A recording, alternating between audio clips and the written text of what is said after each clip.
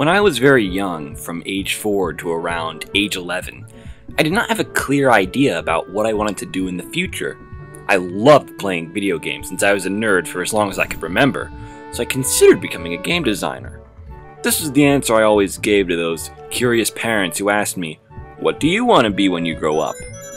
Of course, once I matured, I started to understand the difference between programming games and playing them. Now that I was old enough to start thinking about these things, my parents did the normal thing good parents do. They set the bar really high. They wanted me to be some kind of doctor. I wanted to do something a bit more exciting with my life, and with those conflicting forces, my career plan constantly changed. At various points of my early teen years, I considered becoming a surgeon, an orthodontist, an anesthesiologist, and even a veterinarian.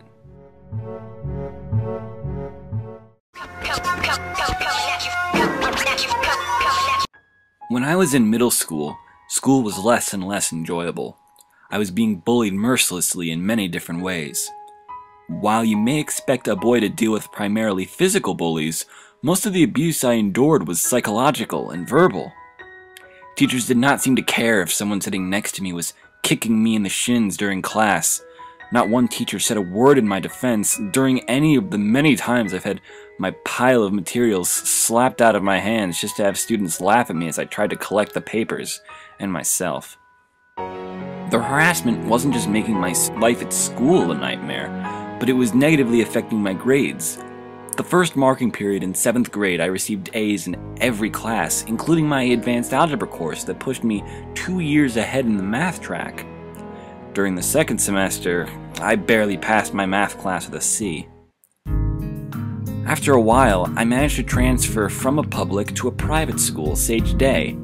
Despite my mixed feelings about attending a special school, it was a fresh start for me, and I did my best to make it work. I don't know if it was the amazing faculty, my fellow students, or the small class sizes that allowed for more one-on-one student-teacher interactions, but in all 5 years I only received 2 grades lower than an A, and they were only B+, which is not that bad. But more importantly, I was happy. In fact, I went from not wanting to go to school to actually looking forward to it. I became involved in Sage Day in every way I could. By my senior year, I was the student council president, the head instructor for the self-defense and fitness program, a peer mediator, and a peer tutor. I even ran a few town meetings, which were simply school-wide meetings with important announcements. At first, I thought I was doing these things to boost my first resume and increase my chances of getting into the college of my choice. It was not until college that I realized why I wanted to do all of these things in high school when I could have spent my time doing other things. I've done the best I can. By the time I graduated from high school, my latest game plan was to become an anesthesiologist. My success at high school and my presidential scholarship made me arrogant about my abilities to get through biology and chemistry courses at Ramapo. During my first lab class, which was scheduled before the first lecture, my professor took about an hour explaining what it meant to be a biology and chemistry major at Ramapo. To sum up her speech, I would have no time for a part-time job, no time for clubs, and probably no time for sleep either. I would spend almost every waking minute of my college life in a lab or in a computer writing 17-page lab reports. I should have thanked my lab professor after my first 3-hour chemistry lab because it was so intimidating that it made me rethink my major, my future career, and the rest of my life. I came home after class and had a very long discussion with my parents. I wanted to change my major, come up with a new plan, take easier courses to get into the swing of college. The question was, what did I want? It was at this time that I carefully considered all of my options. I wasn't alone on this endeavor. My parents helped me sort a lot of my thoughts out when I was too worried to do it on my own. Looking back at my high school life, I was always helping someone else. Whether I was helping someone understand concepts as a peer tutor, helping them overcome their differences with another as a peer mediator, or even helping someone stay healthy as a fitness instructor, I found joy in helping other people grow and watching the underclassmen develop over the few years I was in high school. So what made me consider teaching mathematics as a way to create a living out of helping others? There were two teachers in my life who had the biggest influence on me. Funny thing is, I knew these two teachers from the moment I was adopted, and I've lived with them for my whole life. You guessed it, they're my parents, Mary and Bonnie. They both influenced me in their own unique way. Mary works at Ramapo College as the Director of Publications. On the side, she teaches writing for publications and writing for public relations as an adjunct. She's currently content with her jobs, but she always tells me that if she were to do it all over again, she would become a full professor because she dislikes how her main job isn't really helping anyone. It was her desire to spend her life helping others that sparked mine. She would always end that discussion by telling me to do whatever made me happy, and I should never take a job that I wouldn't be happy with, no matter how much it paid. That last statement still rings in my head whenever I think about my future. Bonnie also works at Ramapo College. Would it surprise you if I said she currently works as a full professor in visual communication design and is also the convener for the communication arts major? She never directly influenced me by telling me what I should and shouldn't be doing with my life, but I would watch her work for hours and hours, making sure her presentations and lecture materials were perfect for her students. Regardless, she finds time to go to the gym and the motivation to eat healthy every single day. Just watching her fills me with ambition. But how could I use my two hands and my own mind to help people? What was I capable of? Maybe I could do what my parents do and teach. It is certainly a job that helps people, and I would be satisfied working with students to help them develop the skills they would need further in life. The only problem is that I didn't know if I would like teaching until I was more familiar with what it really entailed.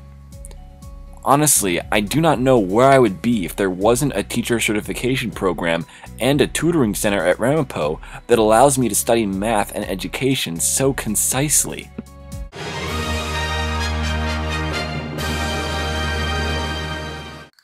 Last summer, and during my second year at Ramapo College, I was exposed to so many experiences in education, and each one provided me with new objectives and passions for teaching mathematics.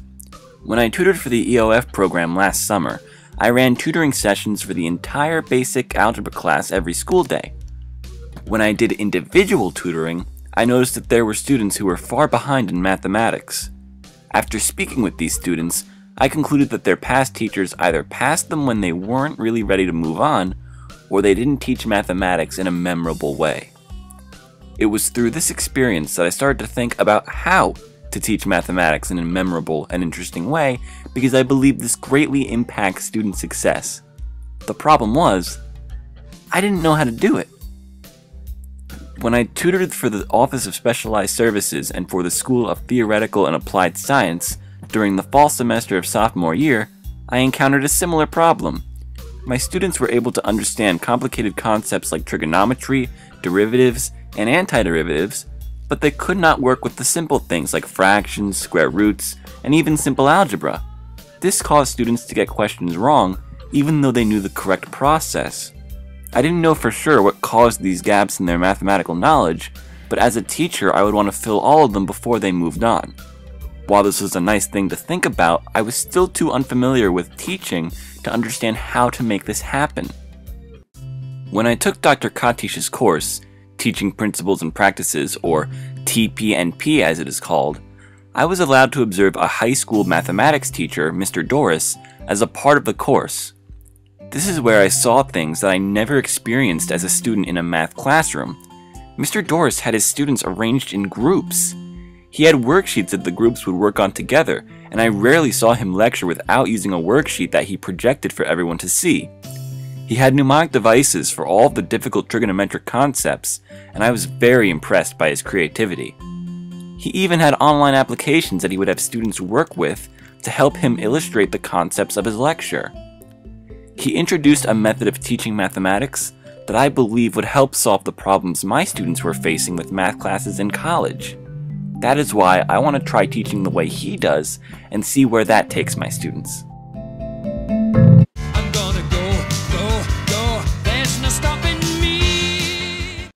When I took Professor Bitz's Social Contexts of Education class, I made a presentation on special education and delivered it to the class.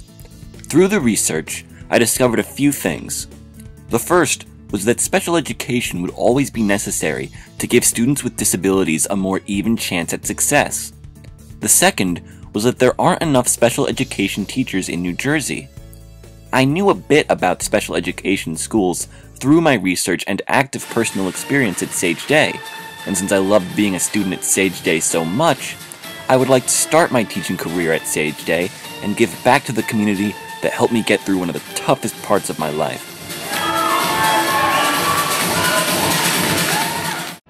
I don't know if it was fate or what power led to this, but soon after I made this decision, I heard from my parents that Professor Norflis Good was planning on creating a Masters of Arts in Special Education program at Ramapo.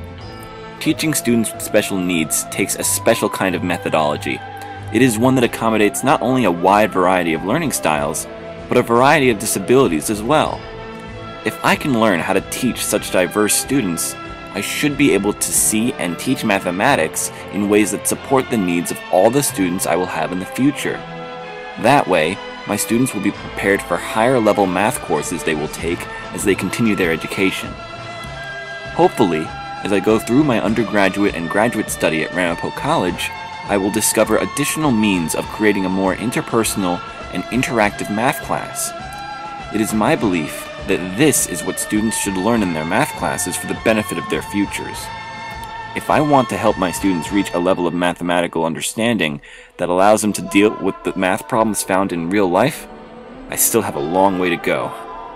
I want to teach math to all students in a way that is memorable through my class, through college, through adulthood, and beyond.